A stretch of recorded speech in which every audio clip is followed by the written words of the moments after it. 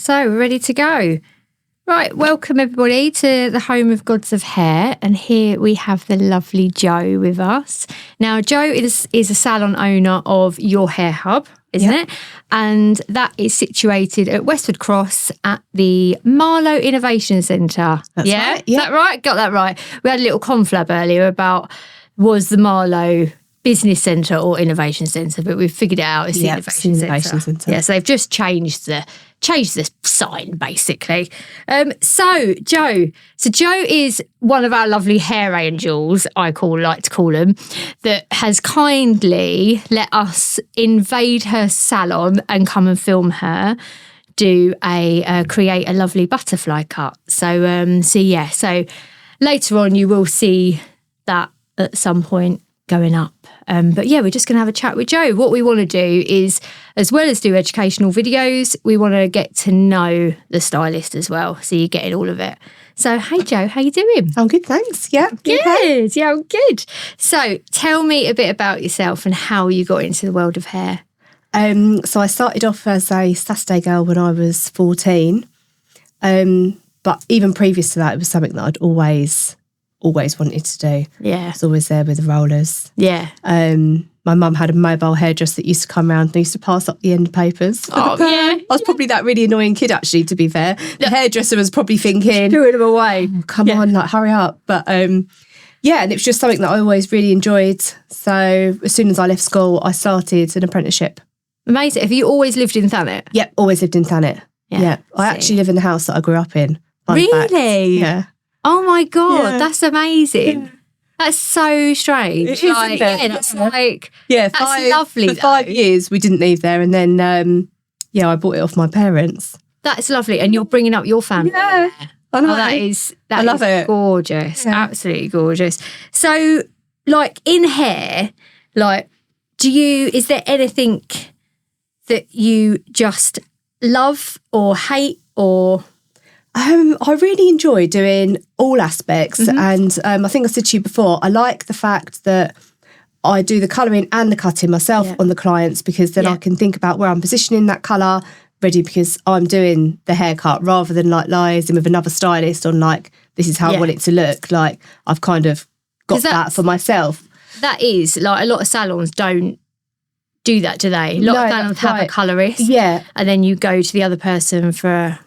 cutting, so I like that I can do it all. You know, I'm seeing it through from the start, right the way through. And there's nothing really that I don't enjoy. I still do the odd perm. Yeah. Like I'm more than happy to do that. I used to hate my work. Did you? Hate it. I used to hate it. I don't mind it now. Yeah.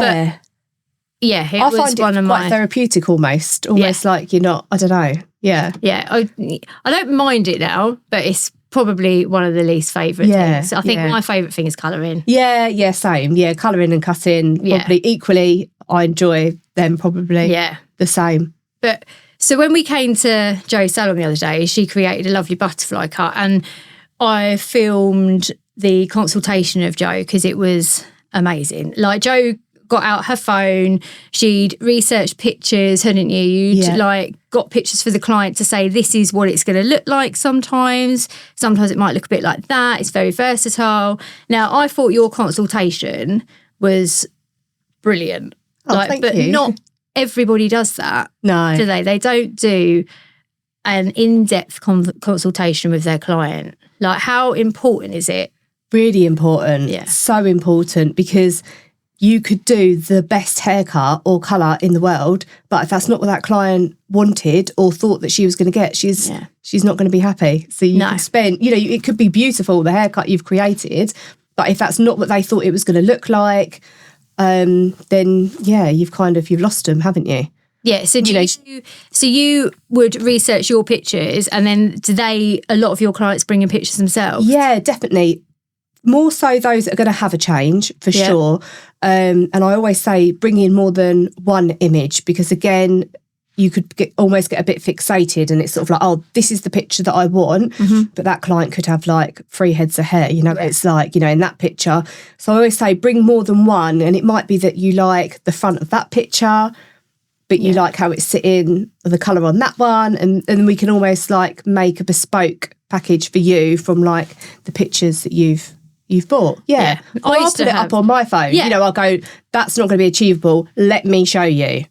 Exactly. So that's like, I was just going to say, I used to have a client that used to have really, really short hair, right? But she would, every time she'd come in, she would show me a picture of a bob. Yeah. And I'd be like, well, we ain't getting there. We've like, got cut hair. You got like 2 inches of hair. Yeah. Like, unless you want me to put hair extensions in. So then like I would go through pictures and go, right, we could do something like this to get you there. Yeah. We've got to grow it, you know, and manage their expectations, because that's the other thing, isn't it? Like with clients, I think, you know, they all look at Instagram and social media. Socials, like, and near enough everyone's got a filter on. Yeah. And they think that their hair colour is going to be exactly like that. And depending on the history of the hair, it's not going to do that, is it? That's absolutely right, yeah. And do you do test pieces as well? Do you take strands to test the hair colour? We do test pieces. I'm sure my sister-in-law won't mind me name dropping her here. She's my favourite one for this. Can I have this? Can I have that? I go, no, you can't. Like, and I go, let me take a test cutting and let me show you. And she goes, oh, I didn't think it was going to look like that. I know, but you go, let me show you. Because sometimes you just need that visual. Yeah, it's like, this is what I can achieve, not what you're showing me in pictures or whatever. Yeah. Because even in the colour chart, I'll say, I can't get you that, but I'll get you to that. And people still can't even with that sometimes until you actually do their hair. That's right. And go, this is the colour that it's going to be. Yeah, the penny drops. Yeah. And also, like, the damage also is what, and the like, how far clients want to push their hair, isn't it? Yeah, absolutely. They go, oh, it'll be all right.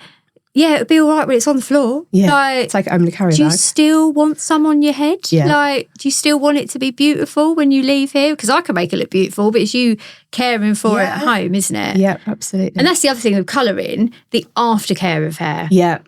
Like, what do you say to clients, like, with shampoos? And because there's so much on the market that a lot of clients say to me, oh, what shampoo can I just get from Tesco's? Well, I always go, I don't know. I didn't put Tesco shampoo on my hair. No, I actually have bought in like the big salon ones. I think I said to you before, didn't I, for clients, and I'm more than happy to do that because I'd rather they use that than some other rubbish that cost a quid. Else. And it's just going to probably take out half the colour that we've just spent the last 3 hours putting in. Yeah, exactly. Yeah. Especially those silver shampoos. They're my bugbear. Yeah. When they get them from Boots or whatever and they got lifting stuff in and they come in, it's literally like straw. Yeah. And then half of it's white, half of it's yellow. Yeah, and then you're trying to match up. That's it. When you come for the next lighting service. It's really, really, really difficult. So you own your salon. Yeah, it's exciting. How long have you had it? Since June. So it's like, 6-7 months? That's amazing. So are you on your own or have you got other girls with you? Yeah, I've got other girls. So there's me and there's 4 other freelance stylists. There's 5 of us all together now. Yeah. We're all part-time. It works really well, really well. So you are really good at promoting your girls as well, aren't you? There's not many. Yeah, there's not. But they're all self-employed, aren't they? They are. They're all self-employed, yep. So they're effectively all running their own business just out of like your hair hub, yeah. But it does feel like a real family-friendly and that was really important to me, that although we are all individuals running our own businesses, it was important to me that we are a team, all the girls get on really well and that shows for the clients as well. Yeah. That was important. Because you were saying to me the other day that, like, if one of your girls was poorly, for instance, one of your other girls would go, "Oh, I'll work tomorrow and do your column." Yeah, see, that's absolutely really lovely. Yeah, and just to help out and be a team player, because it's not always like that in salons, is it? Not, is it? It has got the reputation of being quite a bitchy. Yep. Like place, can't it? Yeah, definitely. Yeah, we were really lucky. It was all very family. All our girls worked for us for like 15, 20 years, and it was lovely. There was no bitchiness. If we ever had a problem, we'd say it. Yeah, iron it out. Job done. Move on. Yeah, yeah. See, all the girls that work here, I've known all of them at some point. Have you? Yeah. So it's not like anybody's brand new, if that makes sense, which is nice. Yeah. So you've all gravitated. Yeah. So we've all crossed paths like at some point. Yeah. Which is nice. That's lovely. Yeah. That's really nice. So, like, what is your pet hate within our industry? Probably the socials and the unrealistic pictures that go up with the filters on, or the big transformations. Then you see it in like a small little clip of like 60 seconds and you go, blimey, there's about 6 hours work there, maybe even more. And sometimes, yes, it can be achievable. What clients don't always understand is that might be more than one sitting. Or, you know, that's like a whole day's work and there's a price tag that comes with a whole day's work. That's not a standard for lead foils and a toner. Yeah. This is a massive like colour correction. And I think that can be a little bit confusing, I suppose, when you don't understand like the process behind it all. Yeah, definitely. Yeah. And I think our industry like definitely changed since COVID, hasn't it? Like I think a hairdresser before COVID wasn't really, I don't know, I don't think we were taken very seriously. No. And I think now people understand that how important we actually are. Yeah. Like, because we are, at the end of the day, unrecognised counsellors, aren't we? Like, those That's clients will come in, they'll sit in that chair and they'll offload. Yeah. So there's a huge, but what I am finding, there's a huge gap between the pricing. You've got some salons that are really, really cheap. And then you've got other salons that are so expensive. So a lot of clients, they don't know where they stand. It's not just one thing, is it? No, that's true. And I think your pricing is really fair. Yeah. I think it's really fair. But you're trying to explain that to the client of, right, this is what it's good, this is how long it's going to take, this is what we've got to put on your hair, and break it down to them. It's not then until they see how much work is involved and what we've got to do. And I think what's moved on massively in hairdressing as well is it's all the bond builders that are in your bleach. It's all those extra bits, like a toner. Like, go back 10 years, who did you put a toner on? No one. We'll walk around with yellow hair. Yeah. Well, that's another service. Yeah. So not only are you having a blonding service, we're then putting some sort of bond builder in there to protect your hair. We're then doing a toner. And these are all like add-ons. So I think the technology with the products we use has moved so much further forwards. Yeah. And that obviously comes with a price tag as well, doesn't it? Definitely. Definitely. Yeah. I was always really scared of toners. Was you? I was petrified. Yeah. I'd never leave them on for long enough. Yeah. I'd be watching at it the basin, scared, going, oh God, that person's hair's going purple. That is not going to come out the colour I want. Yeah. Have you ever had any disasters in hair? What you've done? Yeah, loads, haven't we all? Yeah. I set someone's hair pond scum green before. Like, I'm no joke. I think they wanted that. It was at the stage where everybody wanted that really ash colour.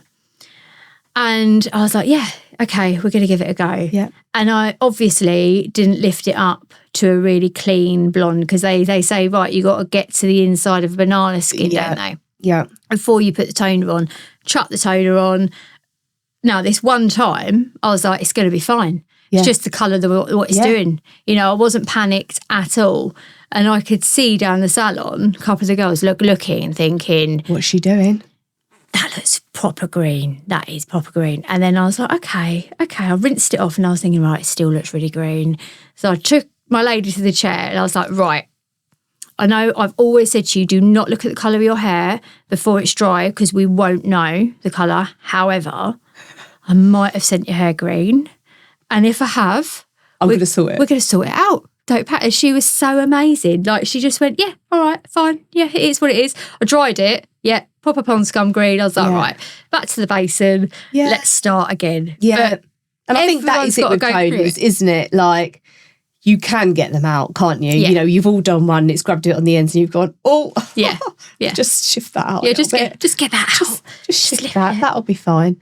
But that's all part of it, isn't it? And I think that's what makes our job exciting and different, because everyone's got different hair, haven't they? And it's all experimental, isn't it? And, you mix your different toners together and you're like, yes, right, I love that. No, didn't quite like that. Not going to do that again. No. Yeah. And it is that whole thing that I would say to stylists coming up is that we've all had it. Absolutely. So much stuff's gone wrong with us. And I've been doing it, 25 years? How long have you been doing it, Joe? Oh, God. I don't But isn't that roughly the same? Well, yeah, it must be about the same. There's not a lot between us age. We're not going to give our age away. 21. We are 21. We were just children as hairdressers. That's what we went into it as children. So yeah, but that is the thing. The advice is you're going to make mistakes. Yeah. Just carry on. Just keep going, isn't it? Absolutely. And I think we've not long taken on the Leighton House brand. So I've always been L'Oreal girl, Majorelle, worked with that range for years. Have worked with other ranges at some points. And we moved over to the Leighton House. And of course you have teething problems, but that's just all part of it, isn't it? So even this far down into the journey, you sort of go, could have done a little bit more base in that. You're always you'll never know everything. Sorry. Yeah. Oh, definitely. We're always learning. Always something to learn. Always something to learn. And I like that. Keeps it fresh. Yeah. And that's part of I suppose the Gods of Hair journey, because when I went into mobile hairdressing, I felt quite isolated and alone. Yeah. So, and I do think that being a freelance hairdresser, it can be quite lonely at points. Yeah. And you've got no one to turn to, no one to ask that advice. But I've always been on the side of I'm going to take myself to get higher my education within hair. But not everyone has got that confidence, because they are quite scary places, aren't they? These these big places like Wella and stuff like that. So I will always go, I don't know all of it. There's always something to learn. Absolutely. So yeah, you just got to push through that box, haven't you? You just got to definitely get out there and just try it. And if it goes wrong, it goes wrong. Yeah. I mean, one of my girls that works for me, Lorna, I always remember her phoning me up.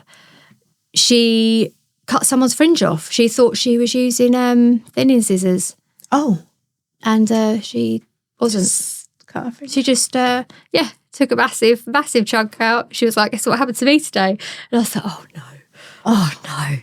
Right, well, I was going to say there's not much that you can do that you can't quite fix, but yeah, you just got to throw that out. Into a little pixie fringe. I mean, it looked amazing. But she got through it. Yeah, she just done it. So was there anything other than hair? If you weren't in hair, what would you do? No, I think there was never anything else that I wanted to do, but I think if I had to do something different, it would be something to do with special educational needs, supporting perhaps parents or families that have got children with additional needs. That sort of avenue is where I would be. And I actually find myself giving a lot of advice and signposting mums that come into the salon that have got children with additional needs, because there's just not the support out there. It's not. It's not. So that's probably where I'd be. I don't know whereabouts in that world, but I feel like I'd fit in there somewhere. Yeah. I mean, I get on my soapbox about it all the time, because it's close to my heart. So yeah, there is not enough out there for children, teens, adults. There's not enough there to support them in the way that they want to be or need to be supported, because not every child, not every teen fits in a square box, do they? Absolutely. So it's hard work. True. Yeah. So within hair, back to hair, where do you want to go next? What's the plan? What's the plans? I feel like I opened up the your hair hub inside the Marlow Innovation Centre. Yeah. And it's just, I don't know, everything's just fallen into place. So when you feel like everything is just perfect and you're almost a little bit not waiting for something to go wrong, but you think, blimey, we've done that then. Exactly that. What are we going to do next? But at the same time, there's a little bit of me that's like, don't fix what isn't broke. Like the girls all get on really well. We've got a really nice team. It's a nice little salon. There's plenty of parking there. Oh, it's lovely. It's really lovely. So I really like where it's situated. We probably could do with somewhere a little bit bigger though. I feel like we've probably outgrown a little bit already. We've got 5 stations in there. I think we could probably do about 7. Really? Yeah. Like Christmas was a little bit like... a little bit squidged, a little bit snug. Squishy. But we'll see. Well, when I came in to film the other day, you were really natural. Like you were very good at explaining what you were doing, every section, like the educational side of things. Yeah. Like you were amazing at. I mean, do you ever see yourself doing that again? Because I think you have done the educational side. Yeah, I did. So I taught for 5 years. I taught MVQ level 2 and level 3 at the time, and I did really enjoy it. But I'd become more and more about the paperwork side of it, and at the time we didn't have like separate people teaching. I think it's actually key skills now. So the maths and the English. Okay. So if they didn't achieve a certain level of English or maths at GCSE, then you had to come on and do these key skills or functional skills, they might even be called now.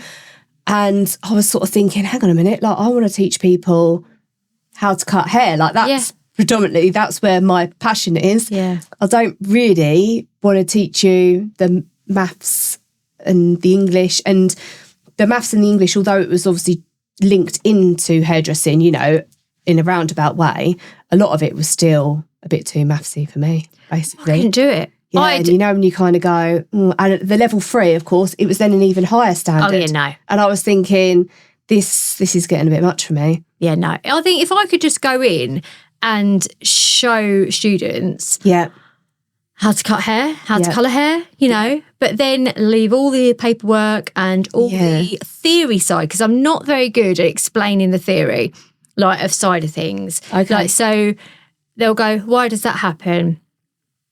It's magic. Just does. Like, it's just science. It's just what you do. Because it's in there. Yeah. It's all in my brain. You know, I know so much about it. But trying to get it across to somebody that's simple, I really, really struggle with. Whereas you were just like a little natural, like, this is what we do, that's what you do. Yeah, so I suppose like the theory side of hair I didn't have a problem with. And I got to the point, I suppose probably because I'd been doing it a couple of years, where I was quite comfortable, and probably knew it more like off the back of my hand, because I was having to teach it all the time. So it's just like goes on repeat, basically. But it was more the maths and English side. I was like, And was your, like, people that you taught, were they apprenticeships or? Yeah, they were all apprenticeships. So they all had jobs in salons and they used to come to the academy 1 day a week. Did you have to go out and assess them in that At level 3, not at level 2. So at level 2, they all come into the academy and they'd have a client in the morning, do theory in the afternoon, or the other way around. Yeah. And with the level 3, they used to come over to us, we'd do the theory, but then I'd go out to the salons and watch them in their salons doing their practical assessments. Yeah, I think I'd like that part of it. Yeah, that was good. Yeah, just little wanders around. And you get to go and see the salons. Exactly, see what they and watch everybody else working as well. Like, obviously you'd be watching who you was watching, but at the same time I'd be thinking, having a little nosy, what are they doing over there? What technique's that? Yeah. Because one of the new techniques that's come back in, which I've noticed, is colour blocking. Have you ever had anyone ask for that recently? No. So I've noticed a lot where it is like, I don't know if, literally just blocks of colour. Like the whole 90s. 90s vibe is coming back in, which I am loving. Absolutely love anything to do with the 90s. So any hairstyles, clothing, I'm on board for it. She's here for it. I am here for it. Yeah, here for it. No, I'm not a fan. If there's any haircut that can just please die and go away gracefully, and that's the mullet. I just hate it. Just don't like that. I mean, business at the front, party at the back is not for me. I don't like cutting it. I don't know what you feel about it, because they've got versions of it, haven't they now? Yeah. So it's going into right. what have they called? One like of the more of like a wolf, isn't it? I suppose wolf cut, which is better. Yeah. It's softer. Yeah. But the mullet, no. That. Yeah, you're right. Never. I do a few, but they're on the softer version. You're right. Yeah. More like wolf cuts than like. Yeah, that real harsh. Yeah. Yeah. Because I love colour work, but I think we chatted the other day was that we are more, I don't know what the word for it. We don't really do an awful lot of crazy colours, do we? Oh, no, that's not a bit of me. No, thanks. No. Pass that on. Yeah, I'm the same, because they look great when they're in your chair, but 2 weeks after, when they've just had a couple of washes on them. Yeah, I feel like it's a lot of work to get where you want to be. And again, that's the same thing with social media, isn't it? Clients see this and you go, exactly that. It'll look like that for a couple of weeks, but then this is going to start fading. Yeah. And some of them do fade off quite pretty. Some of them don't. No. Some of them just look a mess. No. And the blues, I mean, trying to get blue out of anybody's hair, I find an absolute nightmare. Yeah. Absolute nightmare. I remember I put blue on my hair once, and I was trying to go for like a real pastel-y, really pretty blue. Yeah. Well, I looked like Papa Smurf. I rinsed it off and I was like, are you joking? I looked in the mirror, instantly sent a photo to my friend going, oh my God, what have I done? Why have I got blue hair? Yeah. Then I had to go and pick my son up from school, and he just looked at me. I thought, what has she done? What has she done? And I was just like, I didn't mean to look like this, George. Yeah. This is not how it's supposed to turn out. It's not how it's supposed to be. But trying to get that colour out of my hair was an absolute nightmare. In the end, we had to dye it dark. Just go over the top of it. Go over the top of it. Just let it be in there. Put some other things to try and neutralise it. There was no way of lifting that out. It was, again, it started lifting to green. Oh. It was awful. Have you done anything like that with your hair? Have you ever... With my own hair? Yeah, with your hair. Yeah, I did. I wasn't very old, and I had like the blonde like money pieces, which how funny. See? It's all come back. It comes back, doesn't it? And I had these two like bleach bits, and I remember my parents had gone away and I was staying at my auntie's. I don't even know why my auntie let me. Anyway, I put on this colour. I wanted it to go black. And it went like this really dodgy shade of like purpley, lilac-y. I don't know. And I remember then my auntie going, your mum's going to go absolutely mad. Like, what have you done? And I remember thinking, well, you let me. It was just some rubbish off the counter and boots. Oh, my God. Like, I was a teenager. Yeah. Yeah. I was like, oh. We learnt our lesson. Yeah. I'll still, if someone goes, oh, do you want that? I'll still go, yeah, sure. What's the worst that can happen? I'll have a go. But I just don't think I'd go blue again. My husband loves me blue, actually. He's like, yeah, it really suited you, but it's just the aftercare of it. You just, as I say, it just fades out too quickly. Goes a horrible tone. So, so crazy colours for me. No, that's right. And I know, I think I mentioned to you previously, I know another stylist who that is her bag, and she is fantastic at it, and I've got no problem in recommending her, you know, like I'll just pass the work her way. Amazing. She'll look after him. Yeah, exactly. There's always someone else just to that's right. And I think it's always better to be honest as well. You know, if someone was to approach me and say, this is what I'm looking for, I will say, I am not your girl. Yeah. I will be honest. I'm not going to start having a go. No. Like, no, thank you. No, so Lorna's like that with me. Like, if anyone wants their hair put up or any sort of for special occasion, I will be like, go to Lorna. She will just do it. Yeah. I think about it too much. Yeah. I want it to be absolutely perfect. Yeah. So you're going to be sat there 3 hours later while I'm tweaking it. Yeah. Yeah. And if there's one bit of hair that I think, right, that's not going, I just want to shave it off. Yeah. We don't need the back. Just cut it off.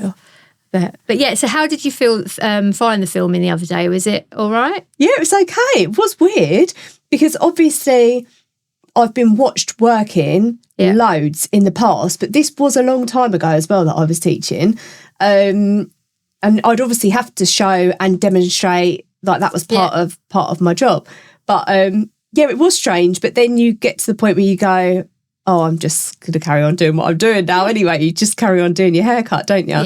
Yeah. I just felt like it was probably one of the longest haircuts I've ever done. I felt like I was there for ages. It just flew by. Yeah. It's like, And your client was lovely. Rosie's brilliant. I knew she'd be a good one. I'd put a little post out to say, I need to do a haircut. Like, this is the sort of look that I wanted to do. And she dropped me a message and was like, oh, I'd love to be your model. And I was like, yes, you'll be a good one. I know Rosie really well. I've done her hair a long time. And she's got lots of hair. So it was a good one. Like for that sort of cut as well. Oh, she had lovely hair. Yeah, she's got beautiful hair. Yeah. Beautiful hair. So have you coloured it? She's in this week. I do colour it. Yeah. She's a regular to me. Yeah. But she's in this Thursday, I think. She's in brown colour. Colour. Yeah. Have a little colour top up. Beautiful. Well, I can't wait to see the pics on that. Yeah. Amazing. Right, well, thanks, Jo. It's Thank been amazing for you coming in.